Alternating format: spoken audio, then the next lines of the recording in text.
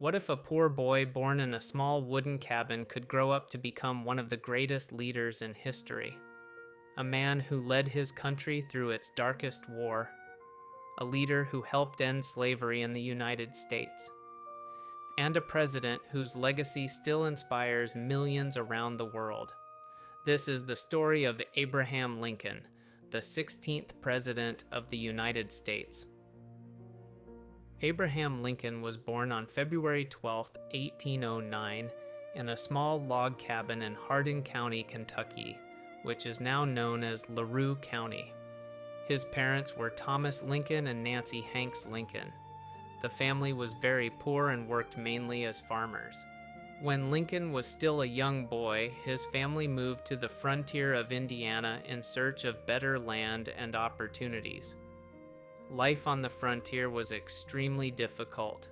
Families had to build their own homes, grow their own food, and survive in harsh conditions. In 1818, when Lincoln was only 9 years old, his mother, Nancy Hanks Lincoln, died from a disease known as milk sickness. Her death had a deep emotional impact on him. A year later, his father remarried a woman named Sarah Bush Johnston, who encouraged young Lincoln to read and learn. Lincoln received very little formal schooling. Historians estimate that he attended school for less than 1 year in total, but Lincoln loved learning. He borrowed books whenever he could and often read late into the night by the light of a fire. Some of the books he read included the Bible, Aesop's fables, and stories about American history.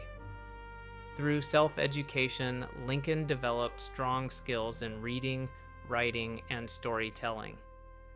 These skills would later help him become one of the most powerful speakers in American political history.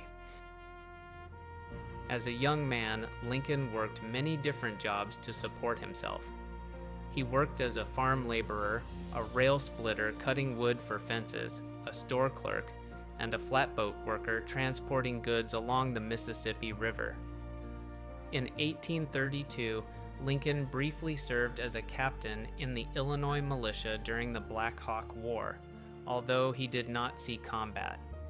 Around this time, Lincoln also began to develop an interest in politics. In 1834, Lincoln was elected to the Illinois state legislature as a member of the Whig Party.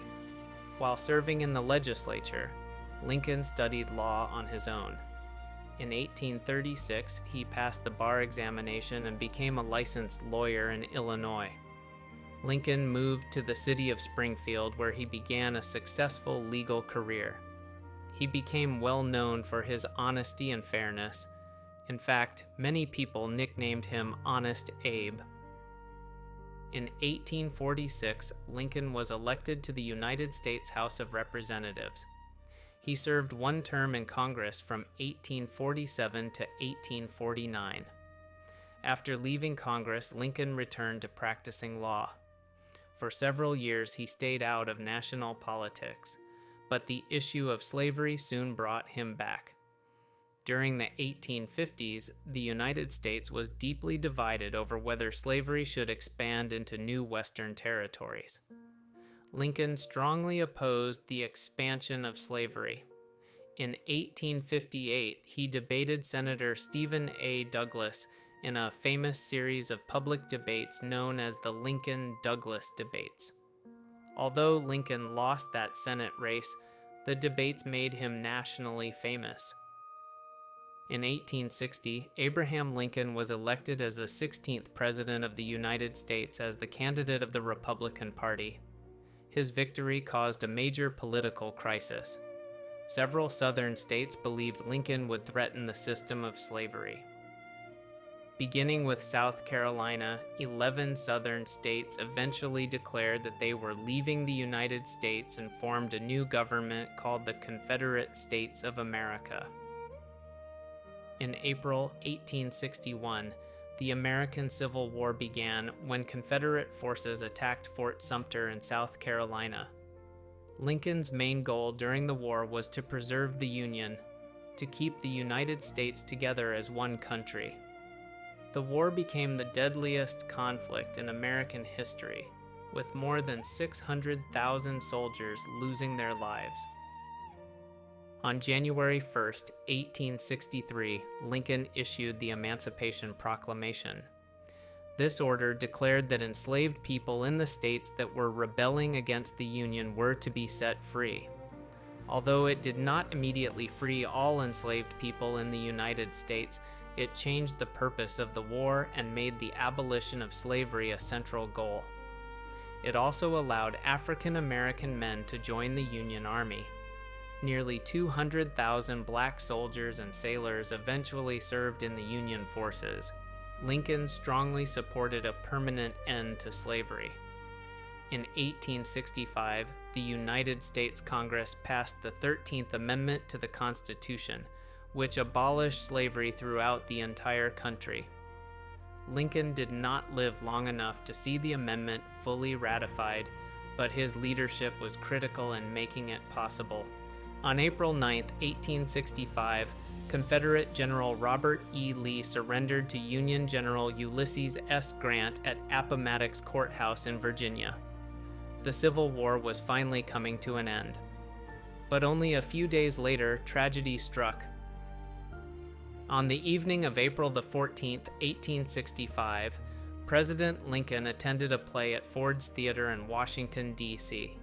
During the performance, a Confederate supporter and actor named John Wilkes Booth entered the presidential box and shot Lincoln in the back of the head.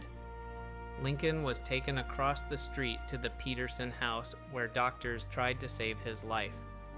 He died the next morning on April 15, 1865, at the age of 56. Abraham Lincoln became the first president of the United States to be assassinated. Today, Abraham Lincoln is remembered as one of the greatest leaders in American history. He preserved the Union during its most dangerous crisis. He helped pave the way for the abolition of slavery. And he showed the world that even someone born in poverty can rise to lead a nation through courage, determination, and a commitment to justice. From a small log cabin in Kentucky to the White House, the story of Abraham Lincoln remains one of the most powerful stories of leadership in history. If you enjoyed this video and want to learn more about the greatest leaders and events in history, don't forget to like, subscribe, and share this video. Thank you for watching.